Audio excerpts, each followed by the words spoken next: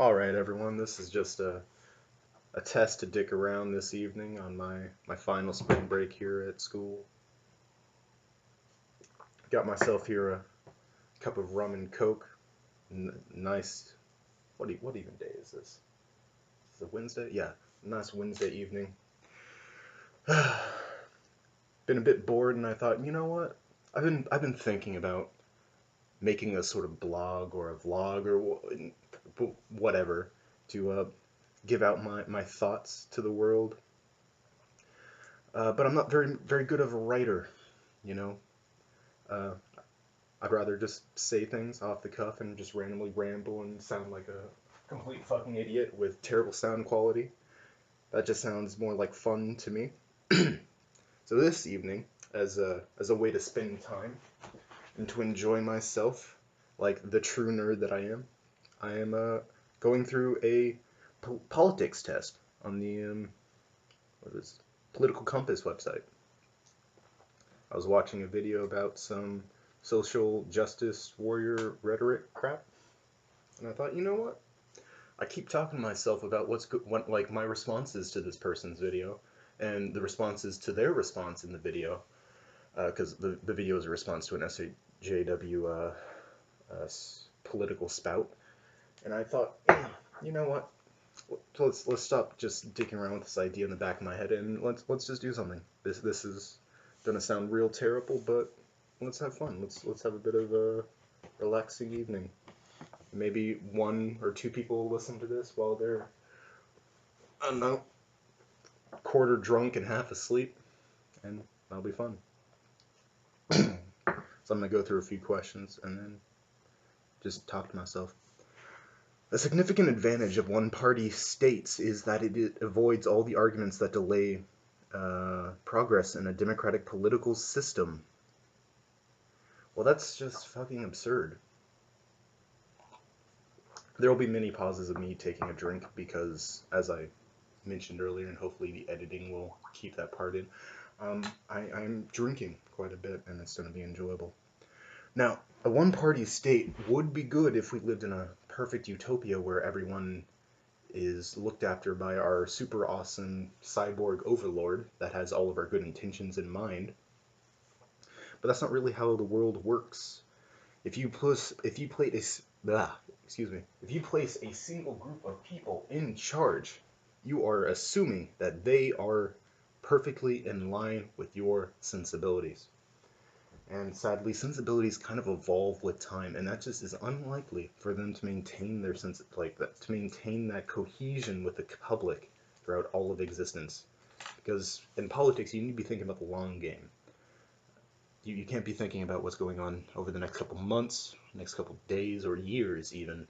It's decades. Decades are the smallest unit of time I think is truly reasonable for like the federal government to be thinking about things, at least in my preferred society. A lot of the things I'm going to be saying are for preferred society, not necessarily what is actually going to be happening in America. Uh, if I were to become king of America or anything like that. So for them, I'm going to put strongly disagree. Although the electronic age makes official surveillance easier, only wrongdoers need to be worked. That's just obviously incorrect. Like, I've been recently watching the show Broadchurch. It's taken me a while. I'm the sort of person that, like, even if I know a show's pretty good, I can't quite get into it unless I know I can binge the fuck out of it, because I have that issue where I'll be able to watch a show for about 9 hours consecutively. Uh, Greatest example of that is every time I rewatch Supernatural, one of my favorite shows, at least the first couple seasons. I can rewatch that entire show in slightly over a weekend, if I so choose. And that's, fuck, each season is probably 20, 24 hours. To be fair, I probably skip about maybe a quarter of each season, especially season one, maybe even up to a half of that season, just because there's a bunch of filler episodes that are not bad themselves, but if you're like in it for the long haul plot, you might not want to watch them. I'll cherry pick which ones I want to watch. You know, usually skipping the well-hated ones like Bugs or fuck, what's that other one? I actually really don't like the what are they called? Wendigo. I really don't like the Wendigo episode. It just shows its age from the lack of special effects. It's a good concept, but whatever. So obviously, no, strongly disagree. The death penalty should be an option for the most serious crimes. Yeah, I'm going to show some of my Texas heritage and agree that there are points in the world where a person is like society is better off with a person dead than alive. Obviously, there should be stipulations on that, like not complications. This is going to be an issue of me talking, especially while mildly inebriated. Is I have this dysgraphia, so it makes communication mildly difficult. I forget words very easily, and I also tend to spell very poorly. If somehow the 3 people that listen to this have ever like followed my page on Reddit or any other website on the internet, they'll notice I tend to make a bunch of spelling errors, typically like vowels being misplaced. So that happens a lot. So I'm going to be using a lot of words that probably wouldn't make the most sense about where they're placed, but have a very similar meaning. So take everything I say with a grain of salt, and hopefully you can figure out what exactly I'm trying to display. So I'm going to put agree. Now I should say, that was a drink right there. I should say that there's no hard line on what crime makes you applicable for this requirement, not requirement, for this punishment of death. I'm not gonna be a piece of shit and just say, oh, if you murder someone, you deserve to die. At the end of the day, it's not so much what crime you committed that I think should be relevant. It's why you committed it. If you murdered someone because they truly slighted you, maybe your cousin owes you $50,000, and he said, or she said, well, we'll keep it genderless, they said that if you try to bring up on that money, they'll call in a friend and have you beaten up, or something less absurd. But that's the idea. Excuse me. That's the idea that this right now. You know what? Scratch that. We're gonna go with a tried and true example. You got a wife, you got a husband, and they cheated on you, and you just walked in, and they're really going at it. Better yet, they didn't just cheat on you; they cheated on with multiple people at the same time. You walked in on a fucking orgy. Now, does that make it okay that you pulled out your gun, shot him up, all like Shawshank Redemption style? No, no, it does not. Although I guess that's a bad example because it turns out in Shawshank Redemption he did not kill them. But same idea. Let's say he did. That does not make you in the right for murdering. In general, murder is not a correct thing to do. But the point I'm trying to make is not so much that um, the death penalty should be applied to the correct crimes.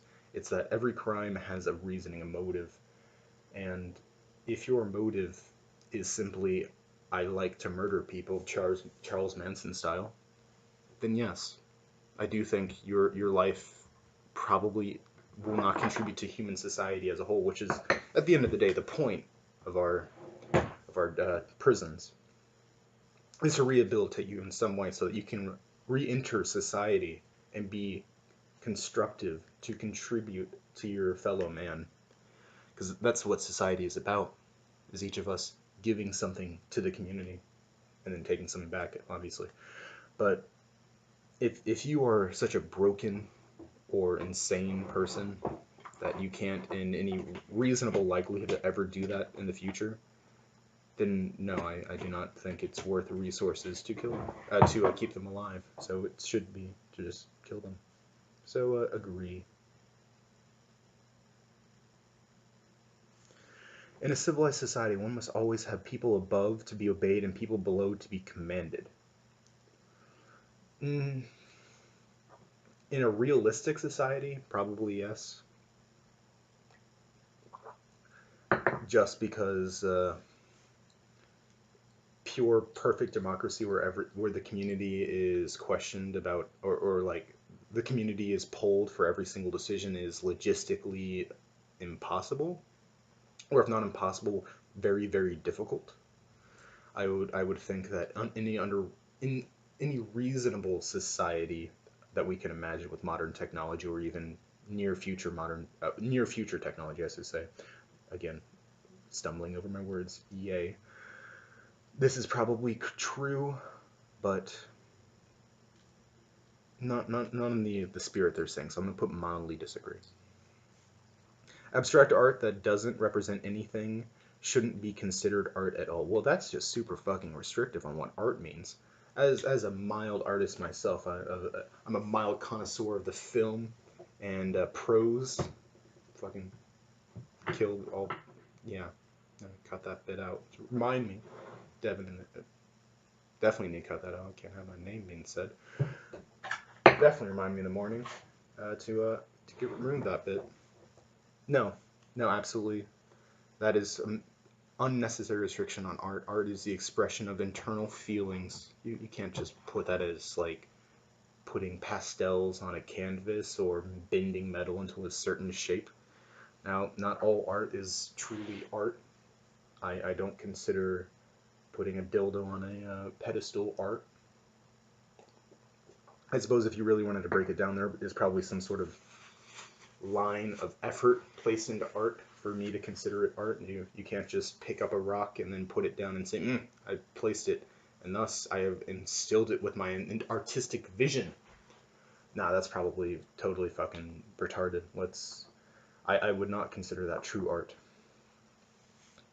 But I'm not a true artist myself, so I can't really say exactly where that line is, though I can assume that line exists. So I'm going to put mildly disagree.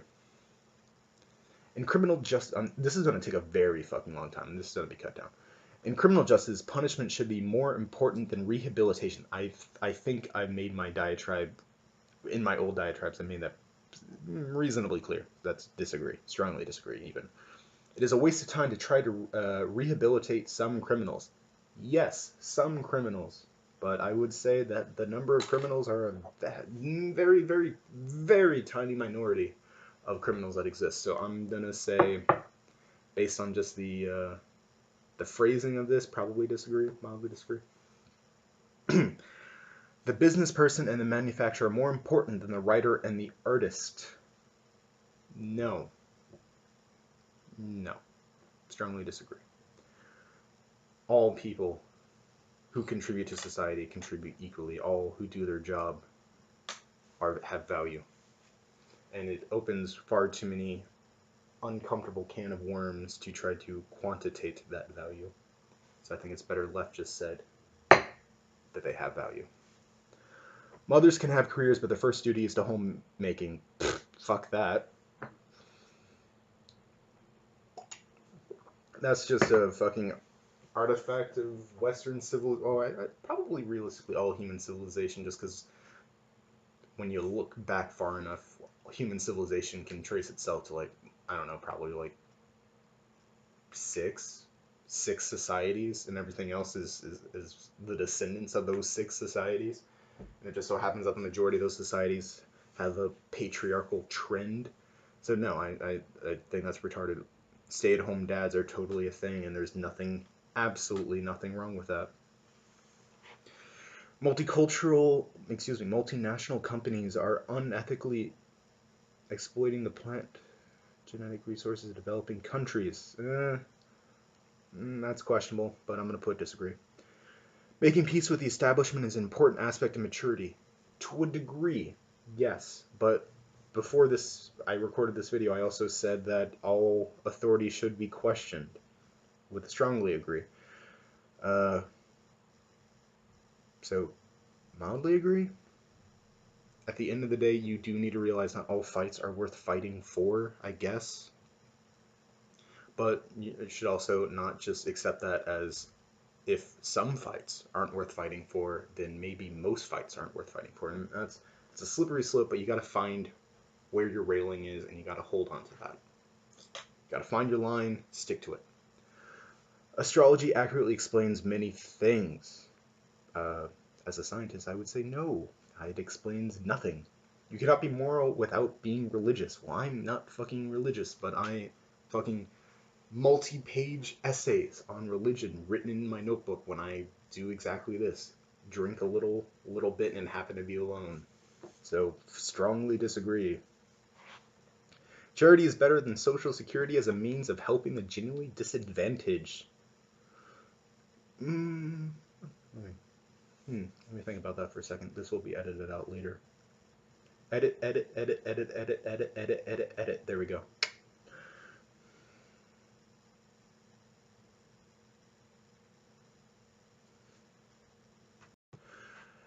I would assume most people would probably, at least on the right, would probably say that the difference between charity and social security is that one is required and one isn't. And where charity is the one where you give from your bottom of your heart because Jesus said so. And that would probably be the source of the issue with me for this statement is if society or even a group of people so choose, they can decide to do absolutely no charity, and thus that the beggar on the street gets nothing and he starves to death or she starves to death and dies. While Social Security is an assured, or at least in my imagined society, assured right and will be protected, so I strongly disagree. Some people are naturally unlucky. Well, unluckiness is just a facsimile of human consciousness placed on an uncaring universe.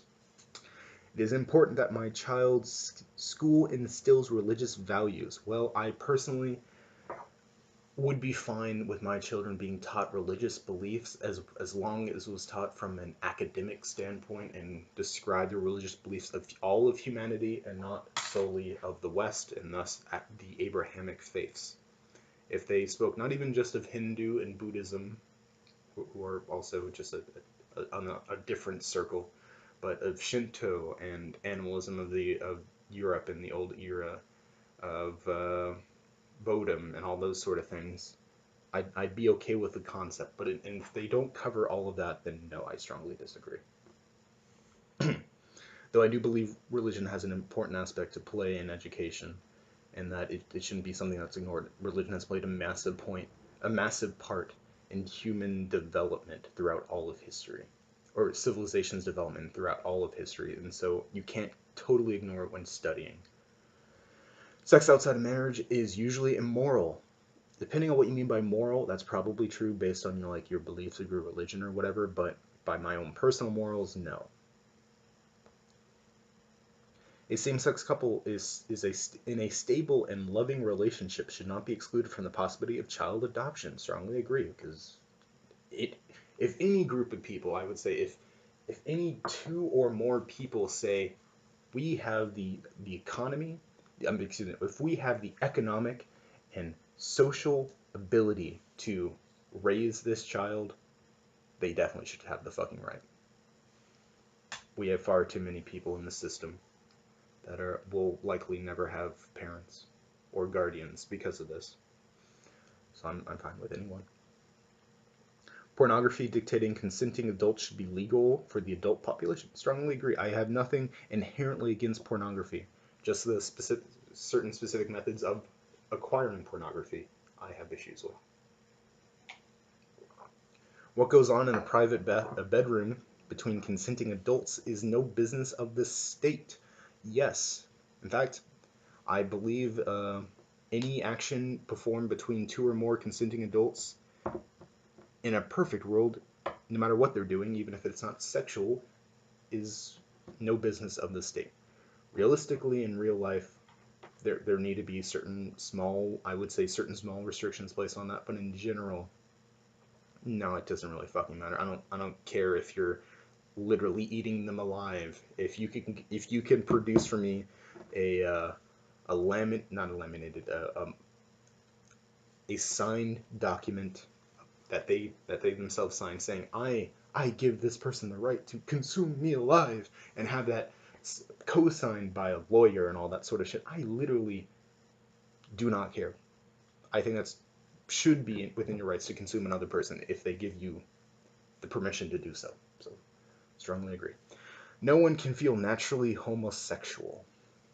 I'm not so homosexual myself, so I can't say with certainty, but from what I have gathered from listening to other people talk and speaking to my homosexual friends throughout my childhood and current life, I would say that's probably not true. Some would disagree. These days, openness about sex has gone too far. Well, no, we haven't entered. Well, we haven't entered transmetropolitan yet, so it hasn't gone too far enough yet.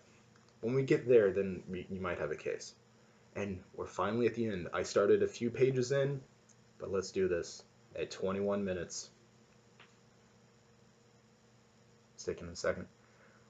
I think this is just describing how the compass looks, where some important people are. So Stalin is authoritarian left, Hitler is authoritarian mildly right, Thatcher is authoritarian right, Friedman is libertarian right. I'm sorry to say I'm not actually entirely certain who that is.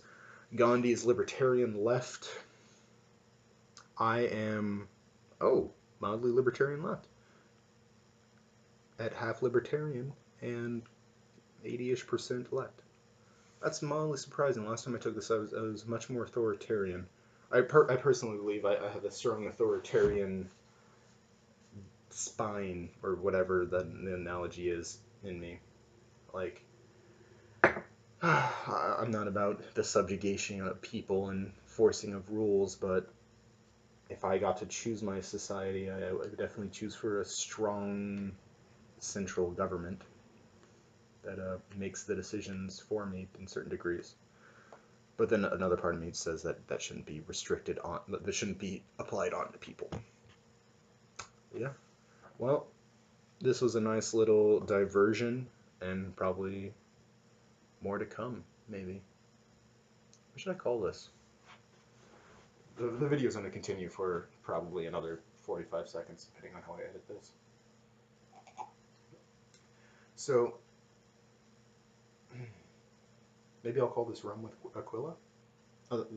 Yes, this has been Aquillia. Thanks for listening.